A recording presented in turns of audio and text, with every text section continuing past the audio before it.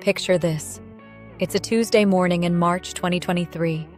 Sarah walks into her office building like she has for the past 7 years. She's confident, accomplished, respected. She's been with the company since its early days, watched it grow from a startup to a major player in the tech industry. She's led successful projects, mentored junior employees, and just last month, her boss hinted that she was being considered for VP of Operations.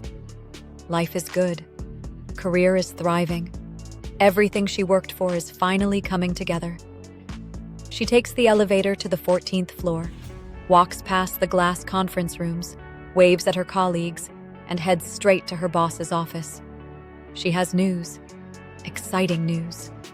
Life-changing news.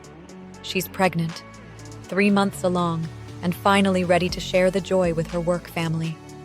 She knocks on the door, sits down, and with a nervous but happy smile, she says those 3 words. "I'm expecting a baby." Her boss freezes. The warmth drains from his face. There's an awkward pause that seems to stretch forever. Then comes the forced smile, the robotic congratulations, the hollow, "That's wonderful news." But Sarah sees it. That flicker in his eyes, that momentary panic, that split-second calculation happening behind his professional mask. She sees it, but she pushes it away. She tells herself she's imagining things. She tells herself everything will be fine. She's been here 7 years. She's proven herself. One baby won't change anything. Right? Wrong. Within 2 weeks, everything changed. The VP position she was being groomed for? Suddenly they're restructuring, and the role is on hold indefinitely. The big client presentation she was supposed to lead? Handed to a male colleague with less experience. The international conference she was invited to speak at? Maybe someone else should go, given your condition. Her condition. As if pregnancy is a disease. As if carrying new life makes her incompetent. As if growing a human being somehow erased her 7 years of expertise overnight.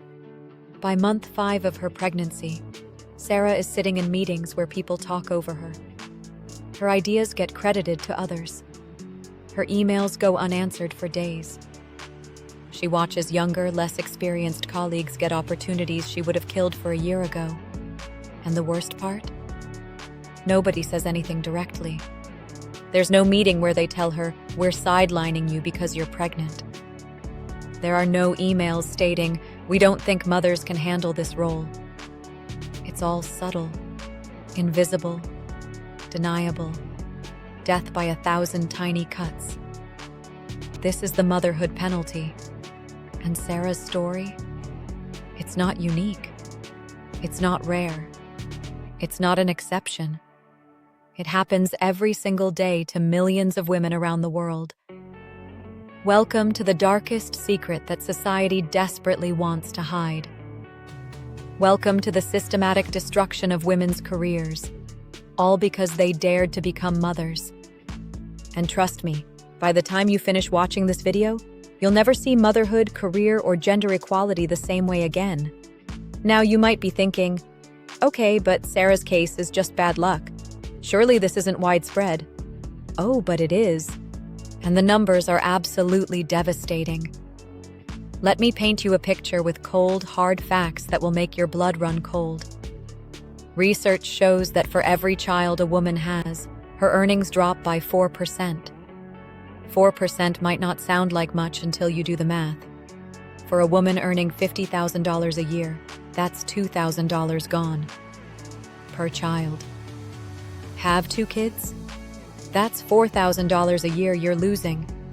Over a 30-year career, that's $120,000 vanished into thin air.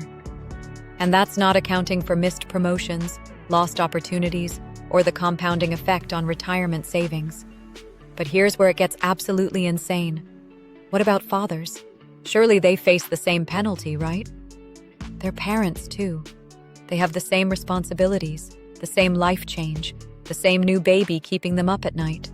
Wrong. Dead wrong. Fathers actually earn more after having children.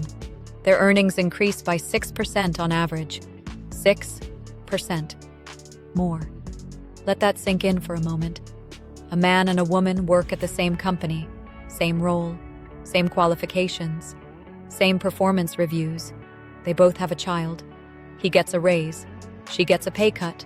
Same action. Opposite results. How is this not absolutely insane? But wait, it gets worse. So much worse.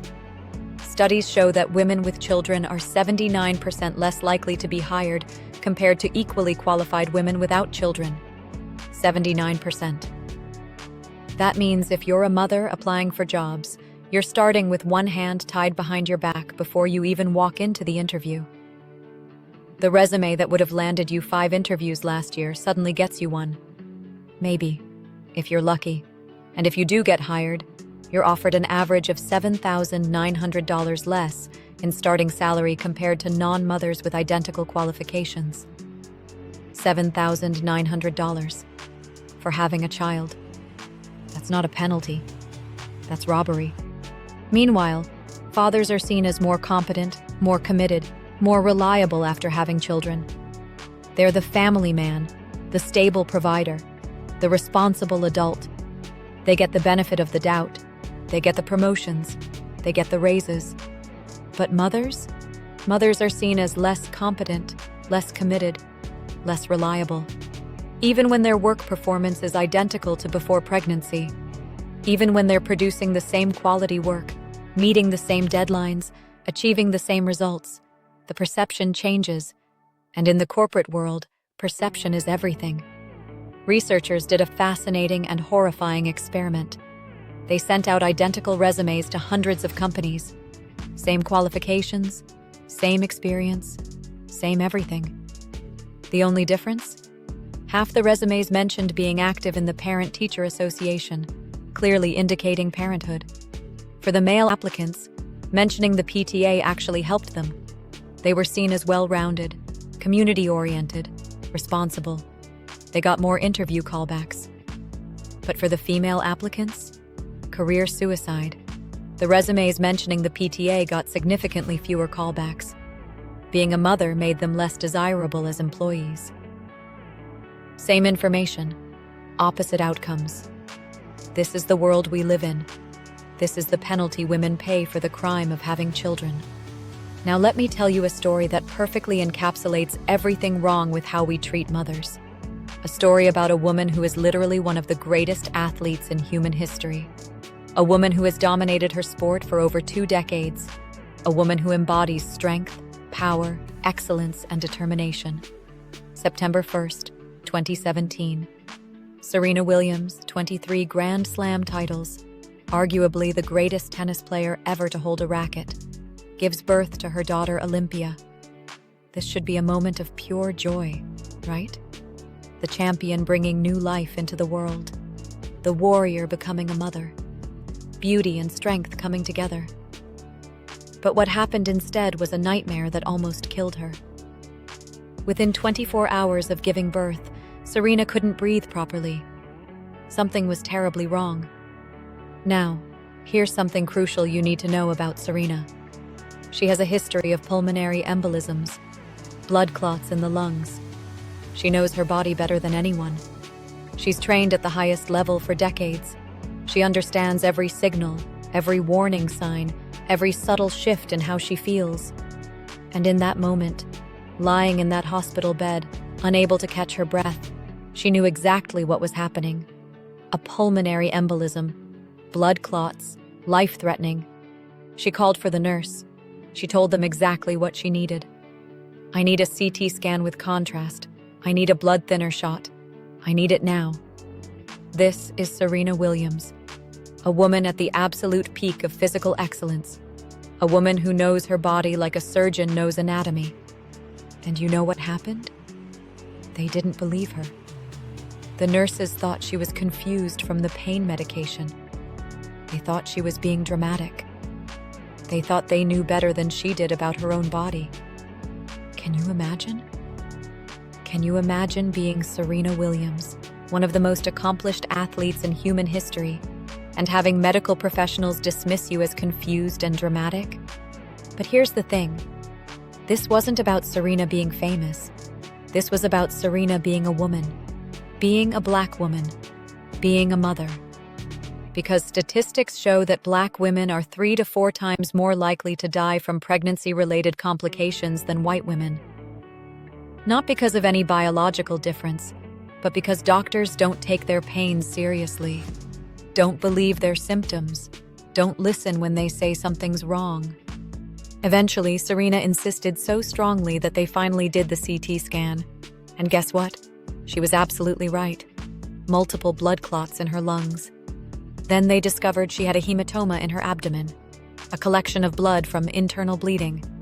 Then, from all the coughing caused by the pulmonary embolism, her C-section wound opened up. She needed emergency surgery. Again. Serena Williams spent the first 6 weeks of her daughter's life confined to bed, unable to get out of bed without help, facing life-threatening complications day after day, dealing with postpartum depression on top of physical trauma, almost dying. This champion, this warrior, this woman who had conquered everything in her sport, almost died because the medical system doesn't take women's pain seriously, especially not Black women's pain, especially not mother's pain. But you know what? The nightmare didn't end there. After months of recovery, Serena decided she wanted to return to tennis. She wanted to compete again. She wanted to continue her career, continue doing what she loves, continue being the champion she's always been. And the world absolutely lost its mind. The comments came flooding in like a tsunami of judgment. How can she leave her baby? What kind of mother goes back to work so soon? She's being selfish. Her daughter needs her at home. She should retire and focus on being a mom. Money and fame aren't everything. Some things are more important than tennis. Can you imagine? This woman nearly died bringing her child into the world, spent months in recovery, battled back from multiple life-threatening complications, and when she finally wanted to return to her career, to her passion, to what she'd worked her entire life for, society told her she was wrong. She was selfish. She was a bad mother. Here's a question. Would anyone say this to Roger Federer? To Rafael Nadal? To any male athlete who becomes a father? Never. Not once. Not ever. When male athletes have children and continue their careers, they're praised. Look at him, playing for his family. What dedication. What a role model. Balancing fatherhood and his sport. What an inspiration. But Serena? She's abandoning her child. She's prioritizing fame over family. She's failing as a mother. This is the motherhood penalty in its purest, most visible form. No matter what a mother does, she's wrong. Stay home with your kids? You're wasting your potential and education. Go back to work? You're abandoning your children and you're selfish. Try to do both? You're not giving 100% to either, and you're failing at everything. There is no winning. There is no right answer. There is only judgment, guilt, and the constant feeling that you're not enough. Not a good enough mother. Not a good enough employee. Not a good enough woman. Just not enough. Period. And if Serena Williams, with all her accomplishments, all her strength, all her resources, all her support system, couldn't escape the motherhood penalty, what chance do ordinary women have?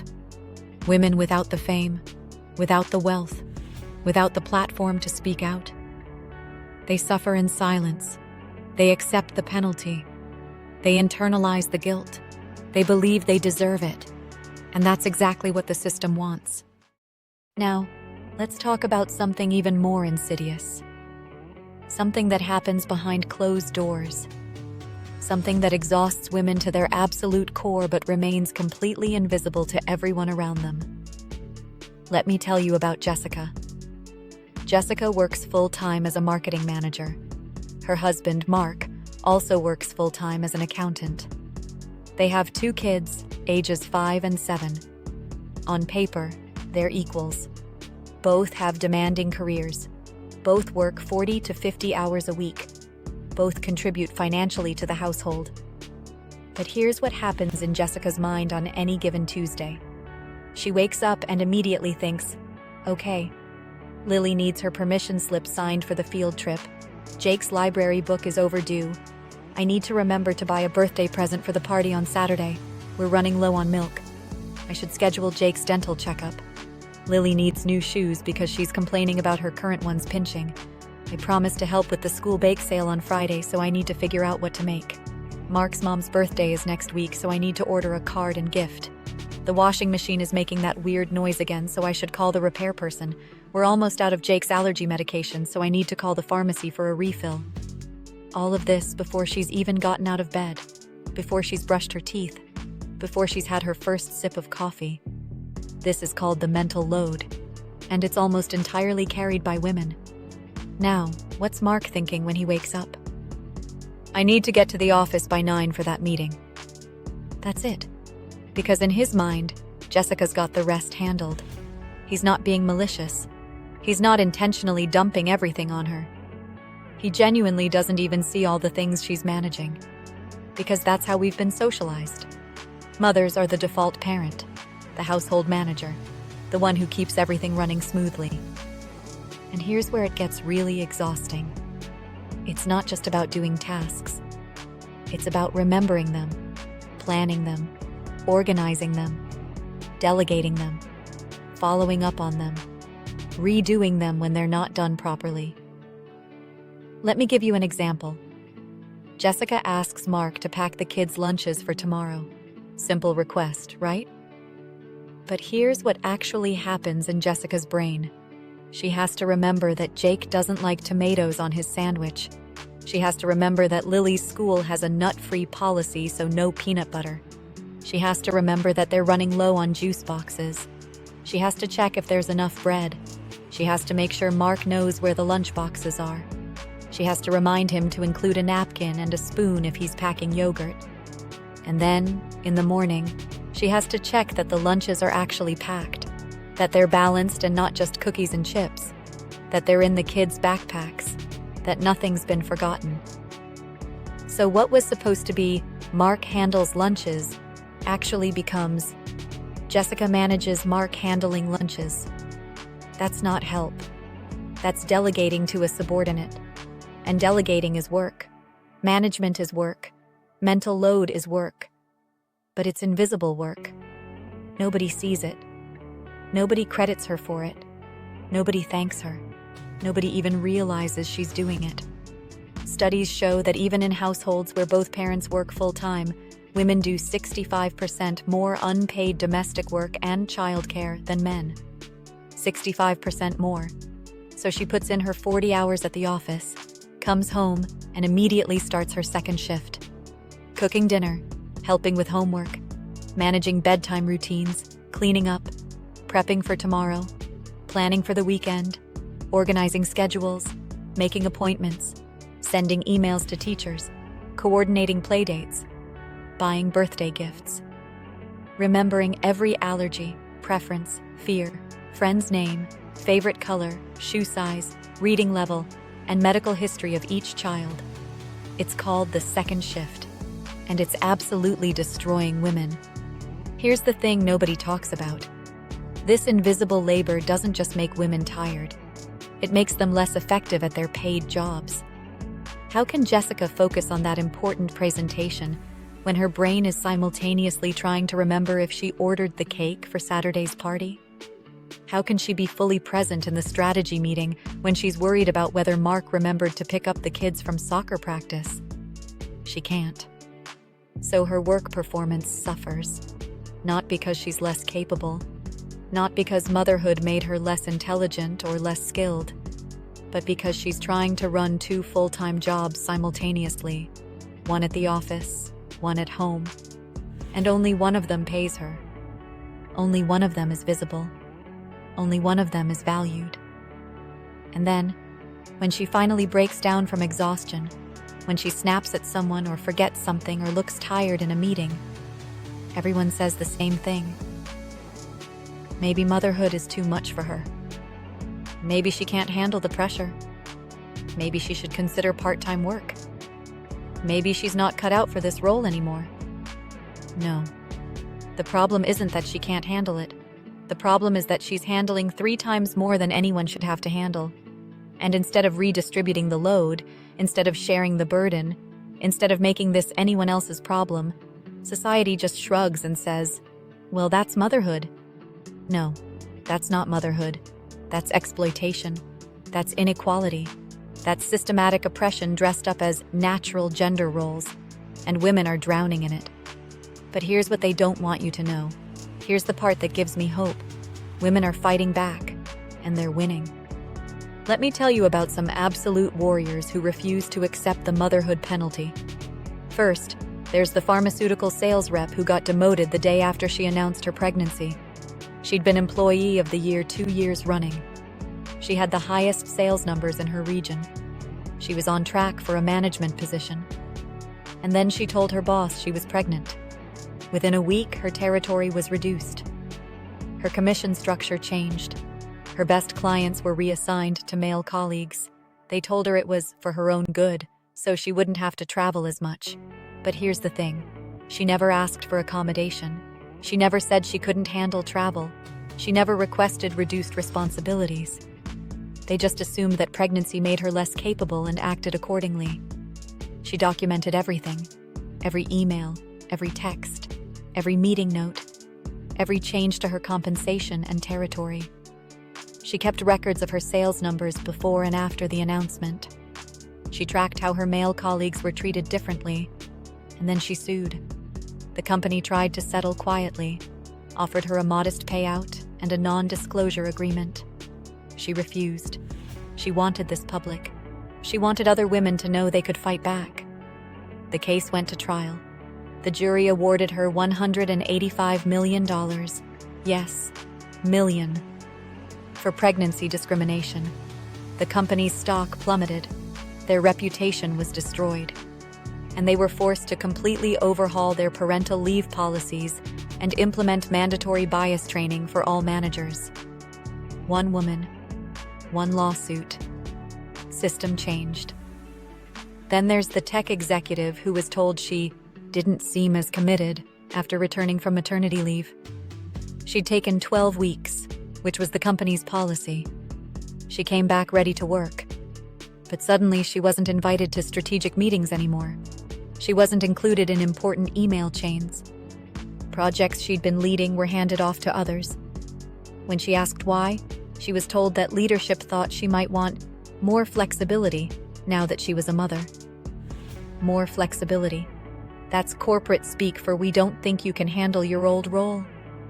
She didn't accept it. She demanded the same responsibilities she had before leave. She insisted on being included in all meetings. She documented every instance of exclusion, every project she was removed from, every opportunity she was denied. And then she went to HR. Not to complain, not to ask for help, but to put them on notice. She said, "I'm documenting systematic discrimination based on my parental status. Either you reinstate my full responsibilities immediately, or I'm filing a lawsuit." The company panicked. They scrambled. Within 2 weeks, she was back in all her meetings. Her projects were returned. And within 6 months, she was promoted. But she didn't stop there. She used her new position to advocate for policy changes. She pushed for equal parental leave for fathers. She implemented return-to-work programs. She created mentorship systems for new mothers. She made sure that what happened to her would never happen to another woman in that company. One woman, one stand. Culture changed. And then, my personal favorite, there's the woman who was fired for taking legally protected maternity leave. Yes, fired. They actually did that. She was a project manager at a construction company. She'd been there for 5 years. She took her 12 weeks of FMLA leave, and when she tried to return, They told her there was no position available for her. They'd restructured during her absence. Conveniently, she could have walked away, found another job, moved on with her life. But she didn't. She hired a lawyer and sued for wrongful termination. The company fought hard. They claimed the restructuring was planned before her pregnancy. They claimed it had nothing to do with her maternity leave. They claimed it was purely coincidental timing. The evidence said otherwise. She won. Substantial settlement. But here's the beautiful part. She took that settlement money and started her own construction project management company. And she built it with one core principle: family-first policies for everyone. 6 months fully paid parental leave for all employees, mothers and fathers. Flexible work arrangements, remote options, on-site childcare. She created the company she wished she'd worked for. And guess what happened? Her company thrived. Top talent flocked to her. Employee retention was off the charts. Client satisfaction was incredible. Profitability exceeded industry standards. Because turns out, when you treat employees like human beings with lives outside of work, they're more productive, more loyal, and more innovative. Who knew? She didn't just escape the motherhood penalty. She created an entire company that proved it doesn't have to exist. One woman, one company. Industry stand challenged. These aren't fairy tales. These are real women who refuse to accept discrimination. Who fought back, who won, who changed systems. And they're not alone. There are thousands of these stories, tens of thousands. Women who negotiated better terms. Women who sued and won. Women who started their own businesses. Women who demanded equality and got it. But here's what's important. These women aren't superhuman. They're not special. They're not uniquely brave or uniquely talented. They're just women who reached a point where they said, enough. Who decided that the penalty wasn't acceptable. Who chose to fight rather than accept. And that's available to all of us. Every single one of us has that power. The power to say no. The power to demand better. The power to fight back. The question is, will we use it? So let's get practical. Because knowing the problem exists isn't enough. We need to know how to protect ourselves, how to fight back, how to refuse the penalty before it's even imposed. First, and this is crucial, document everything. I mean everything. If you're pregnant or planning to become pregnant, start keeping records now. Every performance review, every positive email from your boss, every accomplishment, every project you've led, every metric that proves your value. Save them all. Print them out. Keep digital and physical copies. Why? Because if discrimination happens, you'll have proof. You'll be able to show that your performance was excellent before pregnancy and remains excellent after. You'll be able to prove that any negative treatment is based on pregnancy status, not performance. And documentation is everything in legal cases. He said, she said doesn't win lawsuits. Documentation wins lawsuits. Second, negotiate before you take leave. This is so important. Don't assume your position will be waiting for you exactly as you left it. Don't assume your boss will remember all your projects and responsibilities. Don't assume good intentions. Get everything in writing before you go. What will your role be when you return? What will your responsibilities be? What projects will you be working on? Will your salary remain the same? Will you be eligible for promotions and raises during and after leave? Will you have the same team, the same clients, the same authority? Get it all in writing. And if they can't or won't put it in writing, that's a massive red flag. That tells you they're planning to sideline you, and you can make decisions accordingly. Maybe that means looking for a new job before you go on leave. Maybe that means consulting a lawyer. Maybe that means preparing for a fight. But at least you know. At least you're not blindsided. Third, build your financial independence. This might be the most important one.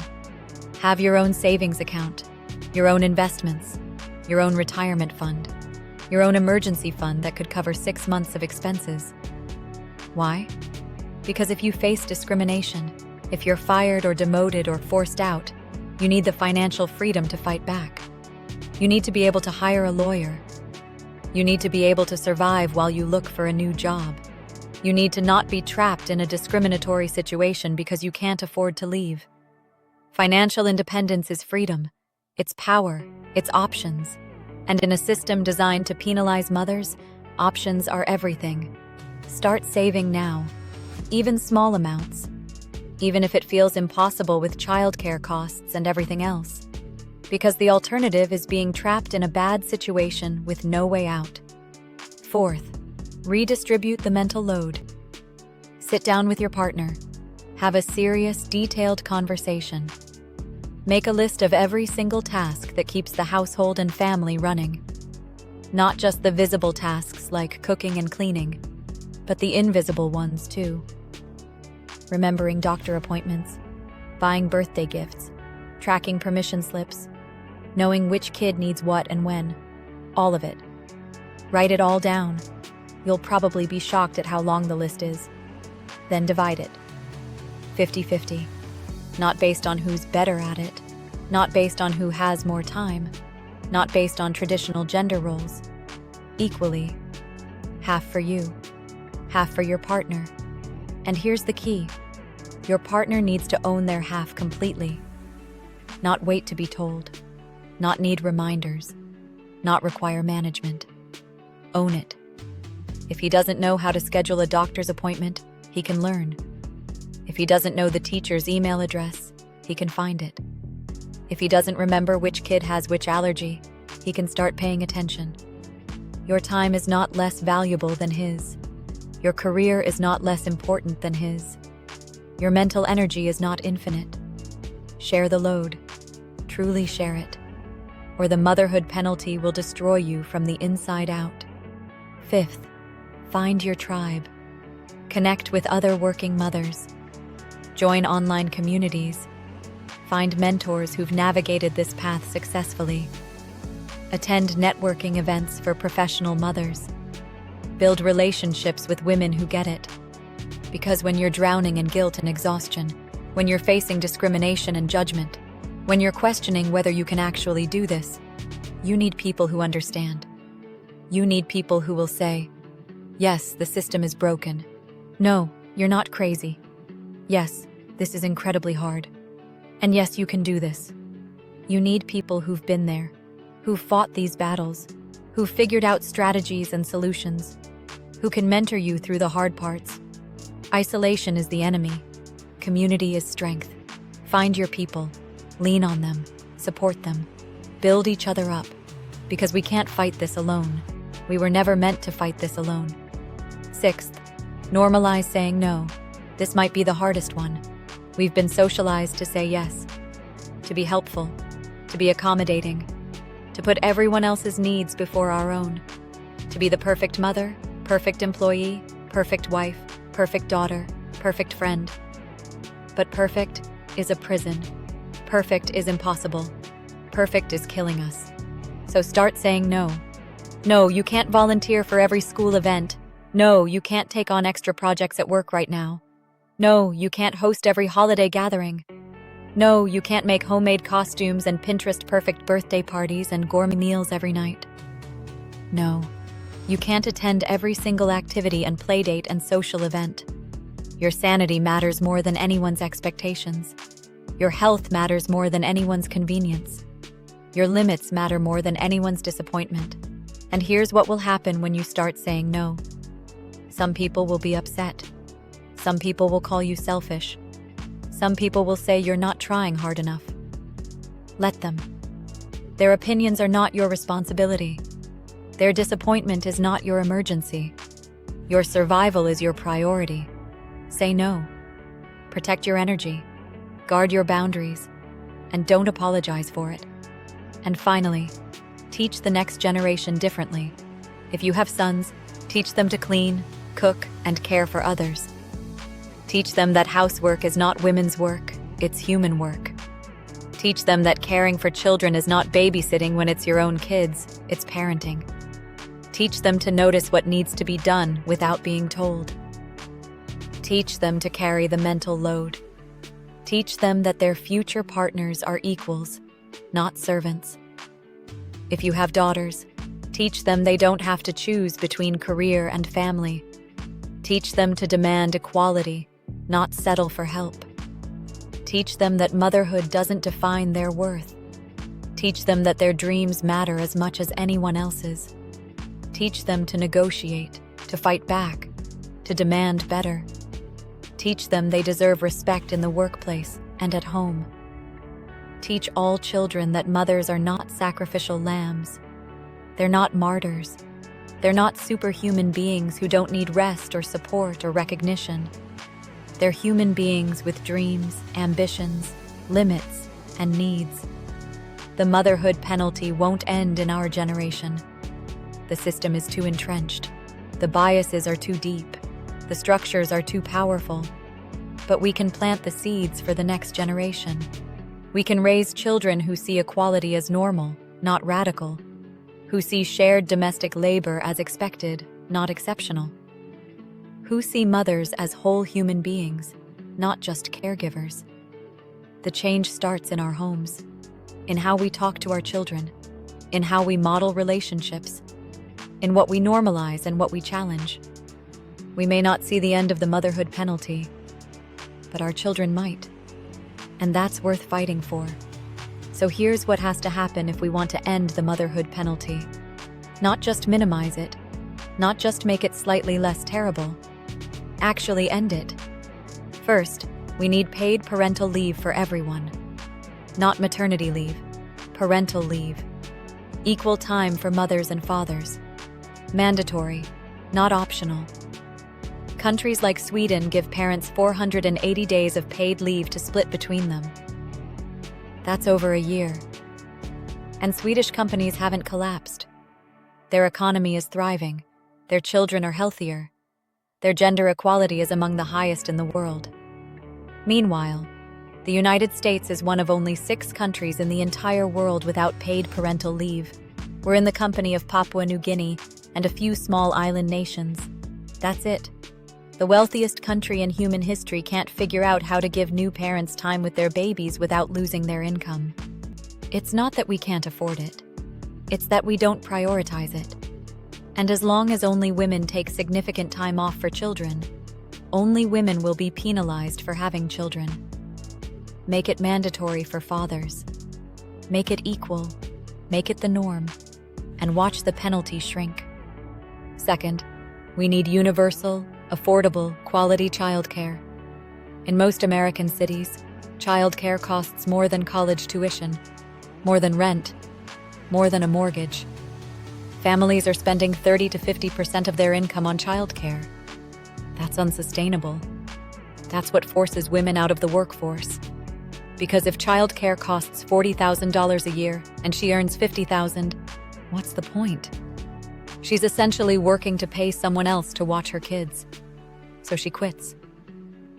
And that's another woman removed from the workforce. Another career destroyed. Another talent wasted. Countries with universal childcare have dramatically higher female workforce participation. They have lower wage gaps. They have better child development outcomes. It's not rocket science, but it requires investment. It requires political will. It requires actually valuing women's participation in the economy. And we're not there yet. Third, we need flexible work policies as the standard, not the exception. Remote work, flexible hours, results-based evaluation instead of time-based. The pandemic proved that most office jobs can be done from anywhere. We all worked from home for months, some for years, and the economy didn't collapse. Productivity didn't plummet. The sky didn't fall. So why are we forcing everyone back to offices and rigid 9-to-5 schedules? Because management wants to feel like they're managing. Because commercial real estate is expensive and we need to justify it. Because tradition. Not because it's actually necessary for the work to get done. Flexible work policies help everyone, but they especially help mothers who are juggling multiple responsibilities. Let people work when they're most productive. Let them work where they're most comfortable. Evaluate them on output, not hours at a desk. Revolutionary, right? Fourth, we need equal domestic labor. This one's on us, on families, on partners, on the culture we create in our homes. Mothers should not be doing 65% more housework. That's not okay. That's not sustainable. That's not acceptable. Partners need to step up, not help, not assist, not babysit their own children. Actually parent, actually share the responsibility, actually carry half the mental load. And this requires more than good intentions. It requires active effort, conscious attention, willingness to be uncomfortable as you learn new skills and take on new responsibilities. But it's necessary, because as long as mothers are doing 2 full-time jobs while fathers do 1, the motherhood penalty will persist. Fifth, we need to hold companies accountable. Name them, shame them, sue them, boycott them. Vote with our wallets and our feet. Companies that discriminate against mothers should face real consequences. Social media campaigns, boycotts, legal action, public pressure. And when companies do it right, when they offer generous parental leave, flexible work, anti-discrimination protections, pathways back to leadership for mothers, celebrate them, promote them, work for them, reward good behavior, punish bad behavior. Market forces work, use them. And finally, we need to change the narrative. Stop asking women, how do you balance work and family? Start asking men the same question. Stop calling it work-life balance, as if work and life are separate things. Stop praising fathers for basic parenting. Stop judging mothers for any choice they make. Working mother? Valid. Stay-at-home mother? Valid. Something in between? Valid. The only invalid choice is judging other women for theirs. Motherhood is not a penalty. It's not a weakness. It's not a career killer. It's life. It's strength. It's important work. And any society that punishes women for it doesn't deserve to thrive. Listen to me very carefully. If you're a mother and you feel like you're failing at everything, you're not. The system is failing you. The system was designed to fail you. You're not too weak. You're not too disorganized. You're not trying hard enough. You're trying impossibly hard under impossible circumstances, and you're still standing. That's not failure. That's heroism. If you're a mother who gave up your career and now you regret it, it's not too late. You can rebuild. You can restart. You can reclaim what you lost. Your dreams don't expire because you had children. Your potential doesn't vanish because you took time off. You're not done. You're just getting started. If you're a mother who chose career over traditional parenting, you don't owe anyone an explanation. You don't need to justify your choices. You don't need to prove you love your children. Different families work differently. Different mothers mother differently. There is no one right way. And if you're a mother trying to do both and you feel like you're drowning, you're not alone. Millions of us are right here with you, treading water, barely keeping our heads above the surface, exhausted, overwhelmed, questioning everything. You're not imagining it. It really is this hard. The motherhood penalty is real. It's documented. It's pervasive. It's devastating. And for too long, we've suffered it in silence. But we're done being quiet. We're done accepting less. We're done sacrificing ourselves on the altar of everyone else's expectations. We're done apologizing for taking up space. Serena Williams almost died bringing her daughter into the world. And when she came back to play tennis at the highest level, while breastfeeding and managing postpartum recovery, the world called her selfish. If that doesn't show you how broken this system is, nothing will. So to every mother watching this, you are not less than. You are more than. You are powerful. You are capable. You are resilient. You are worthy of respect, support, recognition, and equality. And don't let anyone tell you otherwise. The motherhood penalty exists because we've accepted it, because we've internalized it, because we've believed we deserve it. But we don't. We never did. And the moment we collectively refuse to accept it anymore, everything changes. This is She Speaks Anyways, and I'm here to remind you that your voice matters, your story matters, your struggle matters, and you matter. If this video opened your eyes, hit that like button right now. Subscribe to this channel for more uncomfortable truths that need to be said. Share this video with every mother in your life who needs to hear it. Comment below with your own experiences of the motherhood penalty. Let's start a conversation. Let's build a community. Let's change this together. Because the first step to ending the motherhood penalty is talking about it, is exposing it, is refusing to pretend it doesn't exist. And we're just getting started. The fight is long, the road is hard. But we're not alone anymore. And that changes everything.